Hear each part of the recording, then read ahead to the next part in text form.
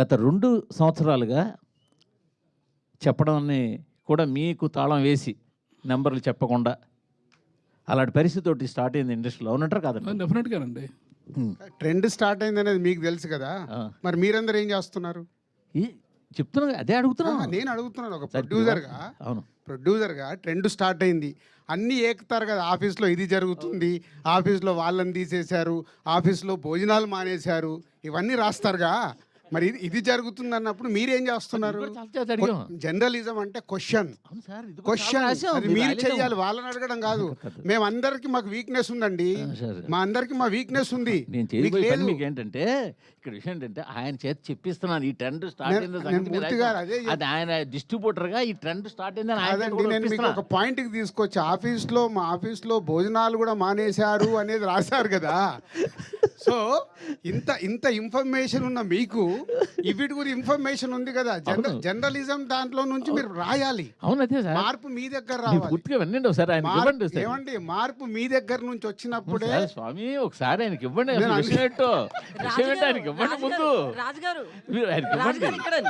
మీరు క్వశ్చన్ చేయమని మీరే చెప్తారు, క్వశ్చన్ చేస్తే వాళ్ళని పక్కన పెట్టి ఇంటర్వ్యూలు ఇవ్వట్లేదంట కదండి.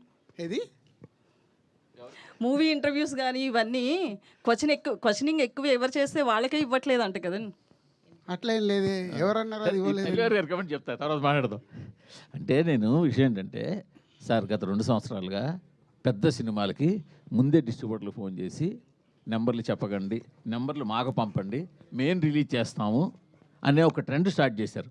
మొన్నాడు వాళ్ళు ఏ నెంబర్ రిలీజ్ చేస్తే అవే బయటికి వెళ్తున్నాయి. ఇప్పుడు ఆయన చెప్పినట్టు బాధపడినా కూడా బయటకు నవ్వాల్సి వస్తుంది. ఈ ట్రెండ్ స్టార్ట్ అయిందని మాకు తెలిసి మేము ఐటమ్ లేదు, బట్ డిస్ట్రిబ్యూటర్లతో చెప్పిద్దాం నేను అడుగుతున్నా. ఆయన ఏమంటే ఇప్పుడు మేము అబద్ధం ఆడినా, ప్రొడ్యూసర్లు అబద్ధం ఆడినా, మీరు అబద్ధం ఆడినా జనం నమ్మట్లేదండి. అది మాత్రం వాస్తవం. మనం ఏ పోస్టర్ వేసినా నవ్వుకుంటున్నారు వాళ్ళు. ఇది మీరు మేము ఆడక్కల్లా, జనం మాట్లాడుకుంటున్నారు, వాళ్ళు నవ్వుతున్నారు. అది ఎల్ఈఆర్ గారు చాలా ఓపెన్ గా మాట్లాడతారు. గ్రాటిట్యూడ్ మీట్ కాస్త ఇప్పుడు చూడండి, దీని తర్వాత మొత్తం ఫ్యాన్స్ అందరు కలిసి ఈయన ఫోటో పెట్టి మొత్తం ఈ రోజు సాయంత్రం వరకు చెడు కూడా ఆడేస్తారు. ఓకే, అంటే మూర్తి గారు, మనకు మీకు తెలుసు, మాకు తెలుసు, అందరికి తెలుసు. సో ఏదన్నా మార్పు రావాలంటే దయచేసి నా రిక్వెస్ట్ మీడియా మిత్రులకి, ఆఫీసులలో అవి ఇవి జరుగుతున్నాయని రాయకండి. ఎందుకంటే అది మా ప్రొఫెషన్. ఏమి చేయాలి, ఏం చేయకూడదని ఒక ప్రొడక్షన్ హౌస్కు ఉండే డెసిషన్ అది. సినిమాకు సంబంధించి నిజాయితీగా మీరు ఎలాంటిది అలా ఉన్నప్పుడు మీరు ఏకండి, మీరు ఏకితే కరెక్షన్ అవుతుంది కదా. మీకే క్వశ్చన్, సంక్రాంతికి 2 సినిమాలు రిలీజ్ చేశారు. సరే, 2 సినిమాలకి ఒక సినిమాకి ఒక పోస్టర్ వేశారు, 2 సినిమాలు చాలా పోస్టర్లు వేశారు. మొదటి సినిమా పోస్టర్ మీ ప్రొడక్షన్ హౌస్ నుంచి వచ్చిందా, మీరు వేసిందా, వేరేగా వేసిందా? అది మీకేం తెలుసు? మాకు తెలియదు. నేను ఆల్రెడీ చెప్పాను కదా, మాకు వీక్నెస్ ఉంటాయి, మేము మాట్లాడలేము.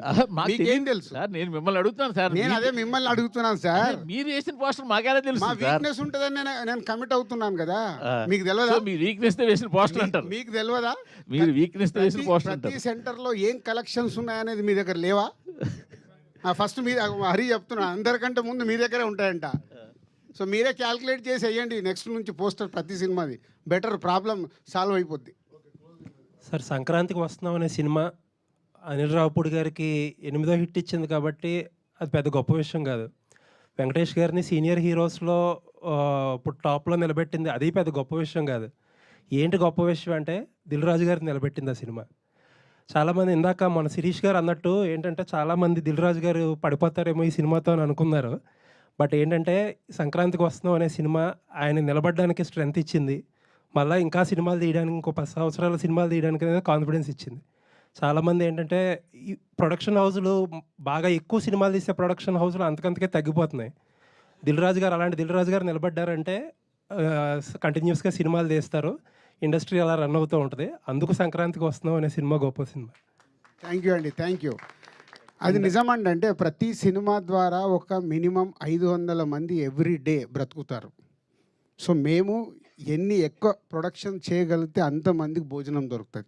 ఈ లాజిక్ చాలామంది మర్చిపోతారు. సో ఇవాళ మనకు 150 సినిమాలు తెలుగు ఫిలిం ఇండస్ట్రీలో మన ఇన్కమ్ ట్యాక్స్లతో జరిగిన కాన్వర్సేషన్ చెప్తాను. వాళ్ళు అడిగాడు ఆయన, ఎందుకు ఇన్ని సినిమాలు వస్తాయి మరి ఇంత ఎందుకు మీరు ఇన్ని ఫ్లాపులు అని చెప్తుంటారంటే 90% ఫ్లాపులు సార్ అని లాస్ట్ ఇయర్ది షీట్ ఇచ్చా. ఎందుకో లాస్ట్ ఇయర్ది నేను తెప్పించా 2024 షీట్ ఆయనకి ఇస్తే వాళ్ళు ఆశ్చర్యపోయారు, మరి ఎందుకు తీస్తున్నారు ఈ సినిమాలు. ఒక్కొక్కరిది ఒక్కొక్క అంబిషన్ సార్, సినిమాలు జరుగుతూనే ఉంటాయి. మాకు అలా కాదు, సక్సెస్ సినిమా తీయడానికి ఎంత కష్టపడాలనేది మాకు తెలుసు. దానికోసమే ప్రయత్నం చేస్తాం. దాంట్లో కొన్ని సక్సెస్లు వస్తాయి, అప్పుడప్పుడు క్యాచ్ అవుతాం. రాజు గారితో ఒక 1 year బ్యాక్ ఒక ఇంటర్వ్యూ చేశాను నేను. ప్రొడ్యూసర్స్ అందరినీ కూర్చోబెట్టి అడిగితే సేమ్ ఇదే క్వశ్చన్ అడిగా. అంతకంతకి ఒకప్పుడు ఎంతమంది డిస్ట్రిబ్యూటర్లు ఉండేవారు, ఇప్పుడు 10-15 మందికి వచ్చేసారంటే ఆయన బ్లంట్గా ఒక మాట అన్నారు.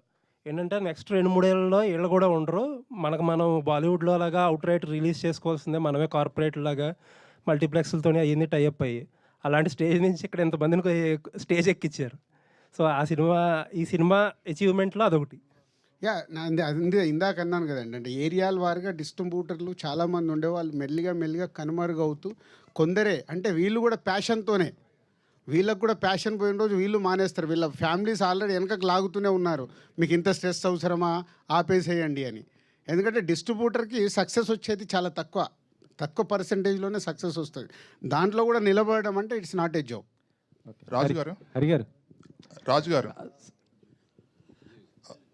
ఇంతకుముందు అంటే కోవిడ్కి ముందు పెద్ద హీరోల సినిమాలు ప్రతి నెల ఒక రెండు ఫిల్మ్స్ వచ్చేవి, మీడియం రేంజ్ 2-3 ఫిల్మ్స్ వచ్చాయి.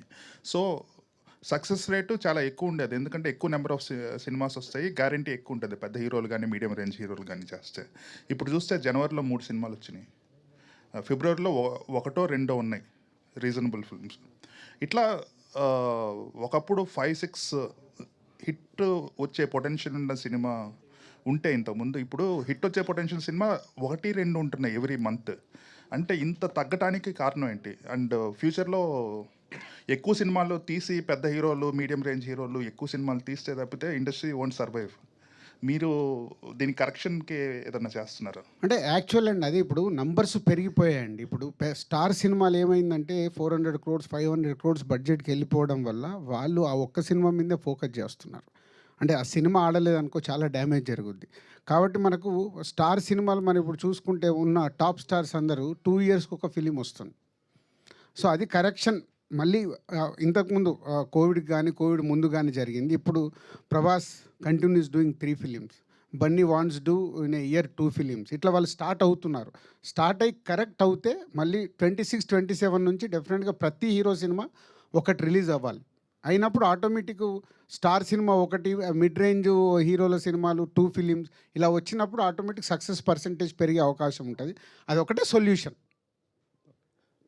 హరిగారు